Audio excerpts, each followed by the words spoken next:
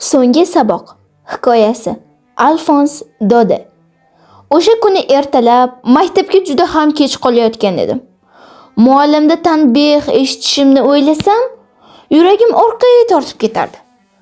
Ustiga ustak, Mose Amel bizdan avvalgi dars mavzusini sifatdoshlarni so'ramoqchi edi. Men esa yarimta so'z ham yodlamaganman. Bir zum xayolimga darsga kirmasdan sayr qilib yurish fikri keldi.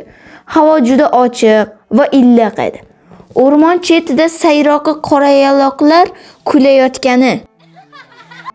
Taxta yo'nish zavodi ortidagi River o'tlog'ida nemislarning safda yurish mashg'ulotlarini bajarayotganligi eshitilib turardi. Bularning bari meni darsdagi sifatdosh qoidalardan ko'ra ko'proq o'ziga jalb qildi. Lekin men o'zimni qo'lga olib maktabga yugurdim. Meriya yonidan o'tayotib, e'lonlar taxtasi oldida to'planib turgan odamlarga ko'zim tushdi. So'nggi 2 yil ichida biz u yerda barcha ko'ngilsizlikdan xabardor bo'lar edik. Boy berilgan janglar, rekvizitsiyalar, komendant buyruqlari, o'ylanib qoldim. Yana qanday noxushliklar bo'lishi mumkin? Shu payt shogirdi bilan e'lonlarni o'qib turgan temirchi Vaqter meni chaqirib qoldi. "Shoshma bolakay, ulgurasan o'sha maktabingga." U ustimdan kulyapti deb o'yladim va xaloslagancha Mose Amalning uyi oldidagi gulzor tomonga yugurdim. Odatda dars boshida ko'chaga eshitilarli darajada shovqin ko'tarilardi. Bolalar quloqlarini qo'llari bilan yopgancha o'tilgan mavzularni g'o'ng'illab takrorlashar. Partani do'mbira qilib chalishar. Muallimimiz esa chizg'ichi bilan tinchlantirishga urinardi. "Sekinroq, sekinroq bolalar." Men mana shu shovqin-suron ostida joyimga sezdirmasdan o'tirishni mo'ljallagandim. Ammo shu bugun yakshanba tongidagi jim-jit edi. Ochiq oynada o'rtoqlarim allaqachon joy-joylarda o'tirganini, Mose Amel esa vahimali chizg'ichini qo'ltiqlagancha u yoqqa, bu yoqqa borib kelayotganini ko'rdim. Bu jimjitlikda qanday qilib eshikni ochib kirsam ekan? Qo'rquvdan qanchalik qizarib, qaltirayotganimni tasavvur qilib ko'ring. Xavotirim o'rinsiz ekan. Mose Amel menga muloyim qaradi va erkalab dedi: "Qani Frans o'g'lim, kira qol. Biz sensiz darsni boshlamoqchi bo'lib turgandik." Men stulni hatlab o'tib, o'z joyimni egalladim. Shundagina qo'rquvim bosilgandan keyin muallimning egnidagi dabdabali yashil syurtuk, burama galstuk va boshidagi qora ipak tahyani ko'rdim. U faqat inspektor tashrif buyurganida yoki mukofotlar taqdim etilayotganda shunday kiyinardi. Butun sinf ko'zimga ajib va dabdabali ko'rindi. Ammo meni boshqa holat hayron qoldirdi. Ko'pincha bosh turadigan orqa o'rindiqlar qo'lida uchburchak musiqa asbobi bilan qariya Hauser, uning yonida sobiq mer, pochtachi va qishloqning boshqa kishilari o'tirishardi. Ularning yuzi g'amgin. Hauzerning tizzasida chetlari titilgan eski alifbe, uning ustida esa katta ko'zoynak turardi. Mose Amel avvalgiday muloyim, lekin jiddiy ohangda hammamizga murojaat qildi. "Bolalar, bugun sizlar bilan so'nggi bor dars o'tishimiz. Berlindan Elzas va Lotaringiya maktablarida faqat nemis tili o'qitilishi haqida buyruq keldi. Yaqin o'qituvchi ertaga keladi. Bugun fransuz tilidan oxirgi mashg'ulotimiz. Iltimos, e'tiborliroq bo'linglar." Mana shu 2 og'izgina so'zi meni larzaga soldi. Ah, razillar! Meriya devoriga ilingan e'lon nima haqida ekanligini endi tushundim. So'nggi fransuz tili darsi. Men bo'lsam zo'rg'a yoza olardim. Demak, endi yozishni yaxshi o'rgana olmayman. Butun umr savodsiz bo'lib qolaman.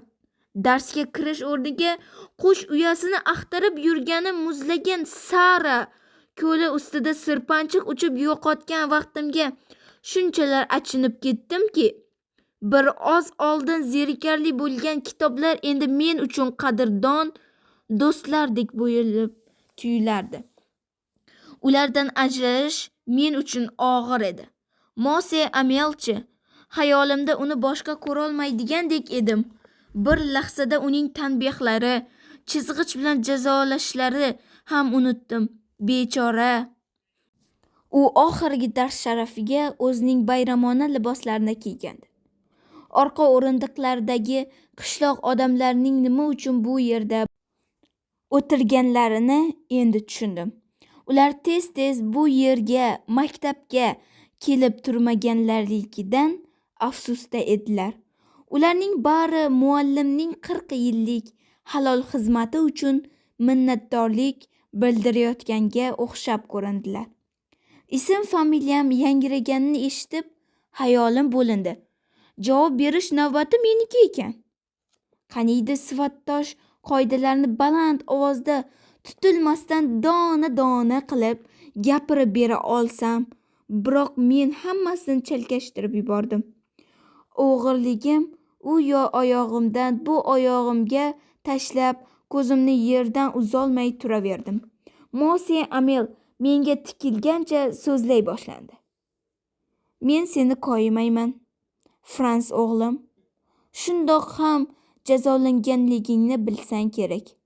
Har safar qayoqqa ham shoshildim, ertaga yodlayman deb o'ylaysan. Oqibatda nima bo'ldi? Biz Elsasliklar o'qishni doim ortga suramiz. Fojiamiz ham ana shunda. Sizlar o'zingizni fransuz deb bilasiz. Vaholanki o'z ona tilingda to'g'ri gapirishni ham, yozishni ham eplay olmaysan. Bunda sening aybing boshqalarnikidan kam emas. Frans o'g'lim, biz o'zimizda o'pkalashimiz kerak. Ota-onalarni o'qishlarimiz haqida ko'p ham qayg'uraverishmaydi. Maktabga jo'natish o'rniga qo'shimcha aqchaga ega bo'lish maqsadida sizlarni dalaga yoki fabrikaga ishlash uchun yuborishadi. Men o'zimchi, men emasmi sizlarga bilim berish o'rniga bog'dagi gullarni parvarishlashni zimmangizga yuklagan? Men emasmi baliq ovlagim kelib qolganda sizlarni tap tortmay darsdan ozod qilgan? Shundan so'ng Mose Amel fransuz tili dunyodagi eng ajoyib til ekanligini, bu tilni asrashimiz lozimligini, chunki mustamlaka xalq o'z ona tili yordamidagi yorug'likka chiqa olishni uqtirdi. So'ngra muallim grammatikadan ma'ruza o'qidi. Darsni yaxshi tushunayotganimni o'zim ham hayratda edim. Mose Amel mavzuni juda romon tushuntirdi. Avvallari darsni bunchalik diqqat bilan tinglamagandim. Muallimimiz ketish oldidan bor bilimni bizga qoldirmoqchidek edi. Grammatikadan so'ng yozuvga o'tdik. Mose Amel namuna sifatida doskaga chiroyli husnixat bilan quyidagi so'zlarni yozib qo'ydi. Fransiya Elzas. Fransiya Elzas. Sinf suv quygandek jim-jit. Faqat qog'oz ustida yugurayotgan qalamning qitirlashgina eshitilardi. Maktab tomida kaptarlarni g'uv-g'uvlagani qulog'imga chalindi. O'ylanib qoldim. Hali ularni ham nemischa kuylashga majburlash kerakdir. Ko'zimni daftardan uzganimda Mose Amelning maktab bilan qayta ko'risholmaydigandek har bir narsaga sinchiklab qarayotganini ko'rdim. O'ylab ko'ring-a, u 40 yillik umrini shu maktabga baxshida etdi. Eski stul va partalar kirlanib, yaltirar, hovlidagi kashtan daraxtlar osmon qadar bo'y cho'zgan, ularning tagida o'tkazilgan himel butun derazani to'sib turardi. Uning uchun bularning hammasi bilan xayrlashish og'ir edi. Axir u ertaga bu yerlarni butunlay tark etadi.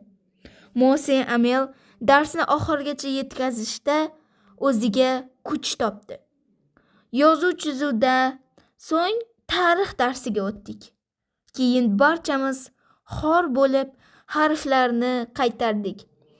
Ba, be, bi, bo, bu. Orqa o'rindiqdagi qariya Hauser ham ko'zoynagini taqib, alifboni qo'lida tutganicha bizga jo'r bo'ldi. Uning ovozi hayajondan titrab chiqdi. Uni eshitib, yig'lashni ham, kulishni ham bilmasdik. Yo'q! Bu dars sira ham yodimdan ko'tarilmaydi. To'satdan cherkov soati kun yarmi bo'lganini, ibodatga shoshilish kerakligini eslatgandek bong ura boshladi. Shu onda deraza tagida mashg'ulotdan qaytayotgan Prus askarlarni trubalari jarangladi.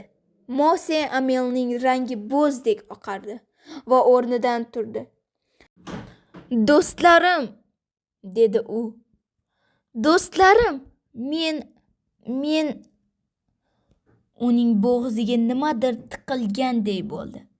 Shunda u qo'liga bo'rni olib katta harflar bilan kuchining boricha quyidagi so'zlarni yozdi: "Yashasin Fransiya!"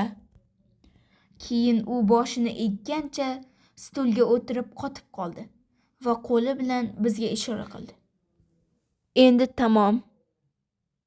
Ketinglar."